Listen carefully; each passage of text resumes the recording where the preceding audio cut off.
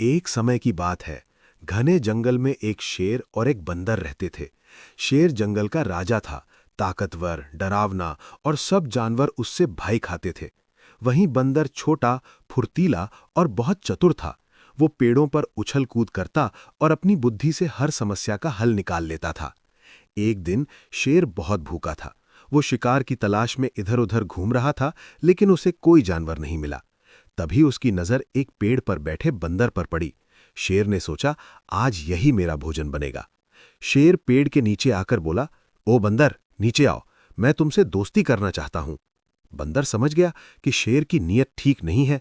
उसने मुस्कुराते हुए कहा, महाराज, आप जंगल के राजा हैं, मैं आपका सेवक हूं, लेकिन मैं नीचे तभी आऊंगा जब आप पहले मुझे एक वचन दें कि आप मुझे नुकसान नहीं पहुंचाएंगे। शेर ने मन ही मन सोचा, पहले इसे नीचे तो आने दूं, फिर देख लूंगा। उसने तुरंत कहा, मैं वचन देता हूं, मैं तुम्हें कोई नुकसान नहीं पहुंचाऊंगा। बंदर धीरे धीरे नीचे उतरने लगा, लेकिन वो पूरी तरह जमीन पर नहीं आया। वो एक नीची डाल पर बैठ गया और बोला, महाराज, आप बहुत महान हैं। मैं आपके लिए एक खास फल लाना चाहता हूं जो इस जंगल में सबसे मीठा है, लेकिन वो फल उस पेड़ पर है जो नदी के पार है। शेर को फल का लालच आ गया। उसने कहा, चलो, मुझे वहां ले चलो। बंदर पेड़ों से कूदता हुआ आगे आगे चलने लगा और शेर उसके पीछे पीछे। कुछ ही देर में वे नदी के किनारे पहुंच गए। नदी गहरी और तेज बहाव वाली थी। बंदर बोला, महाराज, वो फल नदी के बीच वाले पेड़ पर है, आपको तैर कर जाना होगा। शेर ने सोचा कि यह काम आसान है और वो तुरंत नदी में कूद गया। जैसे ही शेर बीच धारा में पहुंचा, तेज बहाव उसे बहाने लगा। वो संघर्ष करने लगा, लेकिन पानी बहुत तेज था। वो किसी तरह किनारे वापस आया, थका हुआ और गुस्से से भरा।